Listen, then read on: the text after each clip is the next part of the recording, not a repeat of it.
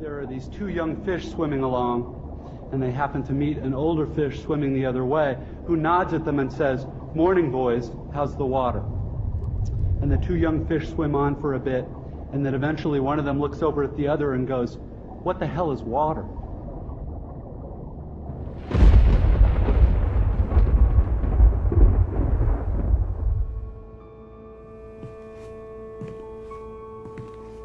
Most people suffer from arrested development.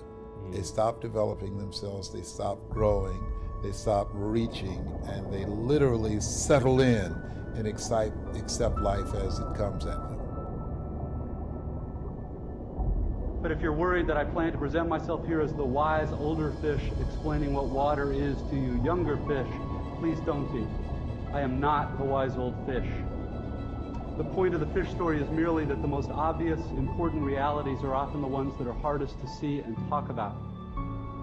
The last thing that we want to do in life is become subject to the roles we place ourselves in. You know, we're all so much, everyone in the world is bigger than the role that they think they need to play.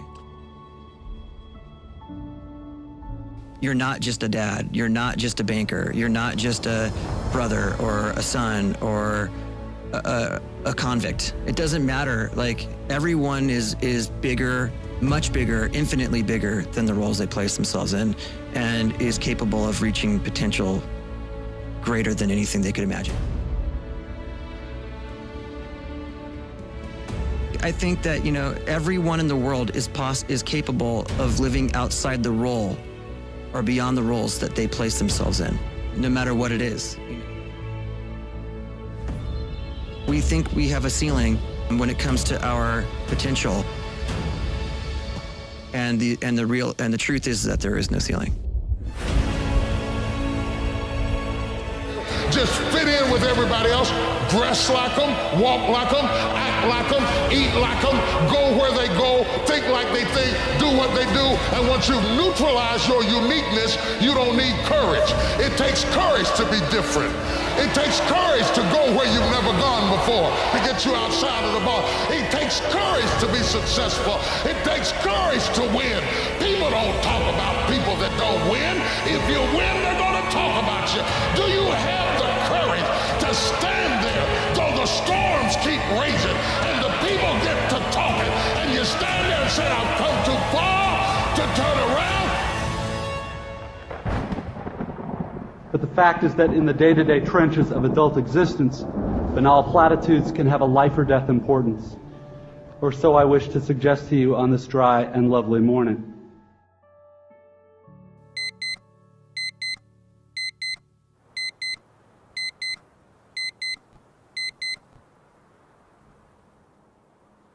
Judge a man not by what he has accomplished, but what he had to overcome for his accomplishment.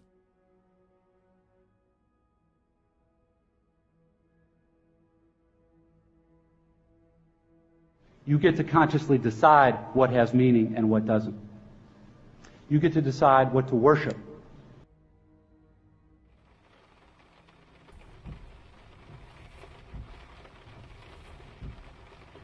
When you get outside of what's familiar, what's comfortable, what feels right, and put yourself in a position beyond your comfort zone, that will give birth to a part of yourself that you don't know right now. Because in order to do something you have never done, you've got to become someone you've never been. We all have greatness within us, but greatness is not our destiny. It is a choice that we have to make consciously to put ourselves outside of our comfort zones, to stretch and to develop ourselves and have in our environment people we can learn from and grow from that will hold us to a higher standard and that will always challenge us to go higher. Do you have the courage?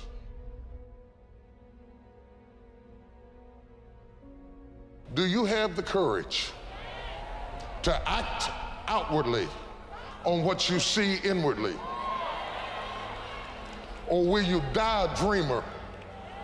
Will you die on the verge and on the edge and in the land of coulda, woulda, and shoulda? It's the automatic way that I experience the boring, frustrating, crowded parts of adult life when I'm operating on the automatic, unconscious belief that I am the center of the world and that my immediate needs and feelings are what should determine the world's priorities. How many of us, I wonder, can recall that childhood moment when we experienced happiness as a state of being, that single moment of untarnished joy, that moment when everything in our world, inside and out, was all right.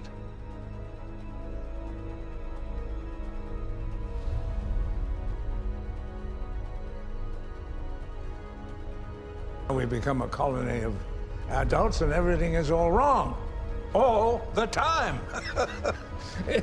It's as if we were on a quest to get it back. And yet the more we focus on our own personal happiness, the more it eludes us. In fact, it's only when we are otherwise engaged.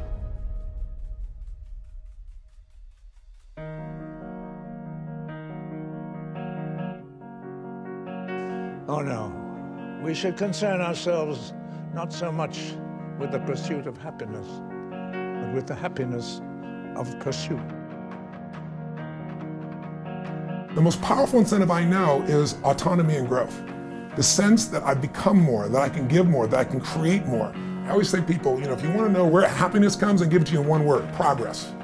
Progress equals happiness. We're not supposed to sit at the table of success and just feel good about ourselves forever. What makes us feel alive is growing, and when we grow, we have something to give.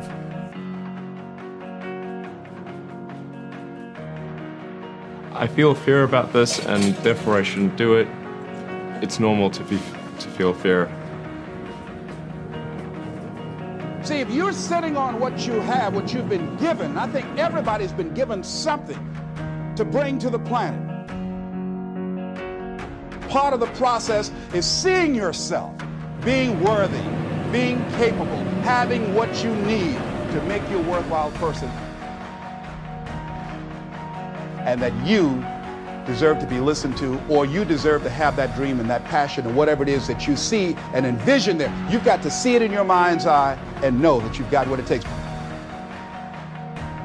I must see in my mind's eye, see myself confronting my fears, handling my fears. I'm more than able.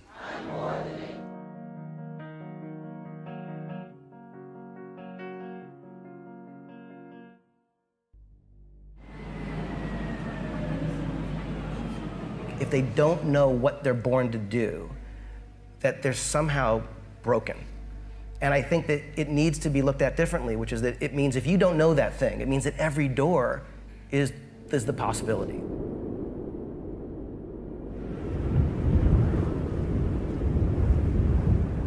I would still go home from whatever that day job is, and I would try to do it because I love it, not because I really want to make a certain amount of money.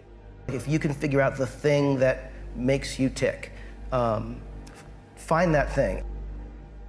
To try and figure out the thing that actually makes you want to get up in the morning, the thing that you actually love. I have only just a minute, only 60 seconds in. It was forced upon me, I can't refuse it. I didn't seek it and I didn't choose it, but it's up to me to use it. I must suffer if I lose it, give account if I abuse it. It's only a tiny little minute, but eternity is in it. Actually, I think I feel fear quite strongly. So it's not as though I just have the absence of fear. I feel it quite strongly. But there are just times when something is important enough, you believe in it enough, that you do it in spite of the fear. And deal with the pressure of maybe not making the amount of money that you would like to yet, or not getting to the company you'd like to yet, or not having success with your startup yet. These are all things that I think you can swallow if the thing you're doing speaks to you.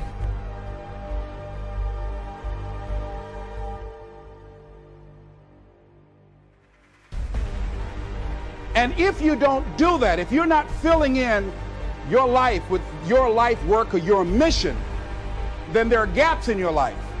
And what we do when we're not living out our true identity, we begin to fill the gaps. We fill the holes with garbage.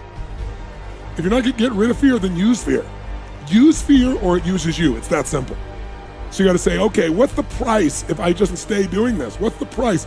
Turn fear on itself. Notice what I said, that we must give our permission to fear to immobilize us. Because whatever discomfort you experience, whatever challenges or difficulty that it is, you got to handle it.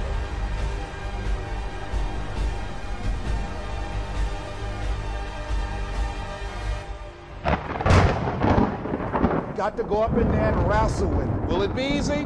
No. Will it be challenging? Yes. So when you begin to look at your life and you know that you're not doing what you can do because you have allowed yourself to be held captive by your fears. I'm 85 years old, I'm looking back on my life and I say, I didn't do this or I did. Didn't nobody warn you that it was going to come down on you like this? That's called life. One of the things you find out that when you face your fears, it's not as bad as you think it is. But that's just what you must go through in order to get where you want to go. And guess what? You are strong enough to do it. You're strong enough, and your life is worth whatever you have to go through. So deciding as you look at your life, as you look into the future and say, what fears am I holding on to? It takes courage to be exceptional. It takes courage to be wise. It takes courage to be rich. It takes courage to be educated. It takes courage to be knowledgeable. It takes courage to be successful. It is far easier not to be successful. Misery will always have company. Success breeds contempt. If you don't want to make waves, be mediocre. Be normal and fit in.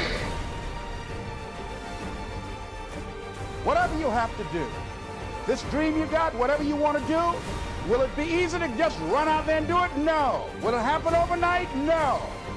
Will it be a struggle? Yes. Will there be times when you can't make ends meet? Yes, that's a part of it. Will there be times you won't know what to do? Yes, that's a part of it. Will you have some opposition? Will things go wrong sometimes?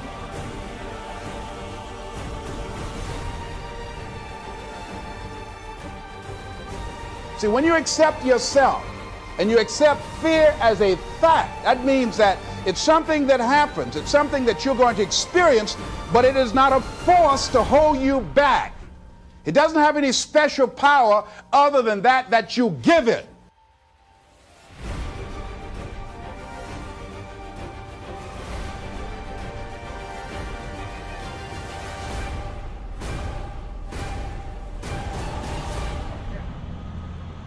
Now, when you don't have a true appreciation and acceptance for who you are, and you allow yourself to be immobilized by fear, what happens in the process is that you begin to abuse yourself. You begin to sabotage your life, you begin to sabotage your dreams, you begin to unconsciously work against yourself. You become your own worst enemy. So you accept the fact that you are afraid, and then you move on anyhow. You move on past it, and you do whatever you've got to do. People who have the mental resiliency and the courage to face failure, that you will fail your way to greatness. That most people allow their fear of failure, 80%, allow their fear of failure to outweigh their desire to succeed.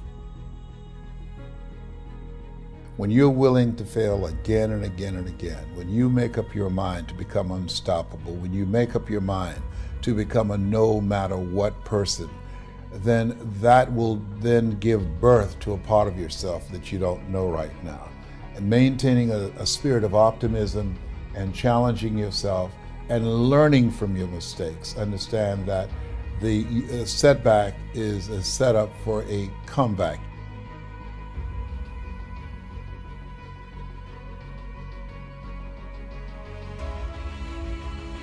I focus on what is it I want to accomplish, and I see myself achieving the victory. I see myself living from the dream, living from that place that I'm reaching for. What fears that I'm allowing to imprison me, that's keeping me from breaking out, that's keeping me from living up to my true potential, that's keeping me from really being happy, that's keeping me from having a sense of adventure and excitement in my life? What's keeping me from controlling my destiny? What fears that I'm giving that permission to? Sometimes life will force you to become courageous. And so it's there that most of us don't develop our courage muscle. What do you want me to tell you? That it's going to be a picnic? No, it's not. It's going to kick your butt? Yes, it is. All of us get in life what we are, not what we want. All of us are self-made, but only the successful will admit it.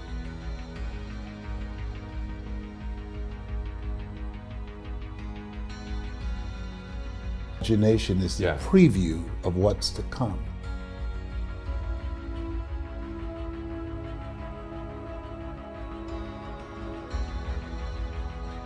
But most people rather moan and groan about their situation, show up in their lives as volunteer victims rather than become actively engaged in doing the work necessary to change their circumstances. It's been said there are two types of people: those who work and those who watch them.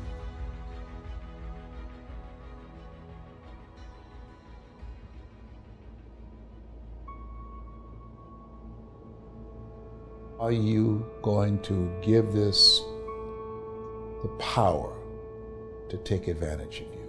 Are you going to turn yourself over to this? We always have that choice. That's the greatest choice that human beings have. Am I going to give myself a pass to surrender, or am I going to stand up?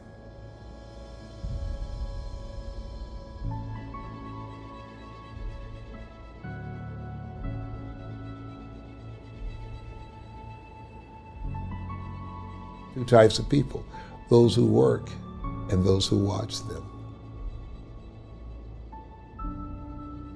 Most people settle in and accept things in life as it has been given to them, as opposed to rising above that, working to create something that they can feel good about.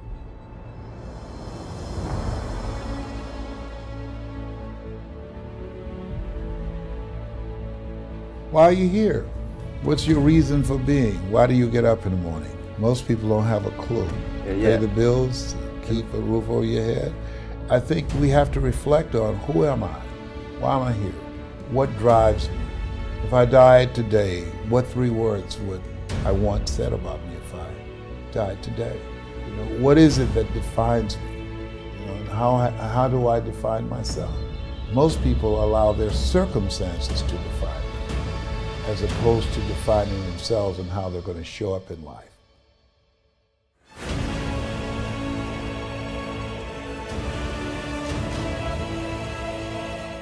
Through growth experiences, through challenges. If you go to the gym to work out and you don't feel any discomfort the next day, here's what we know: you haven't done anything. And so you got to challenge yourself. And you're going to get hurt.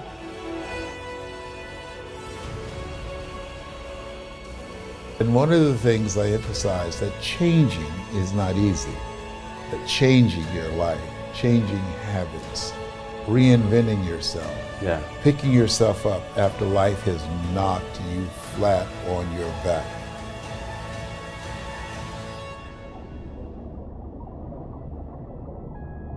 But the fact fact is that in the day-to-day trenches of adult existence, banal platitudes can have a life or death importance. Or so I wish to suggest to you on this dry and lovely morning.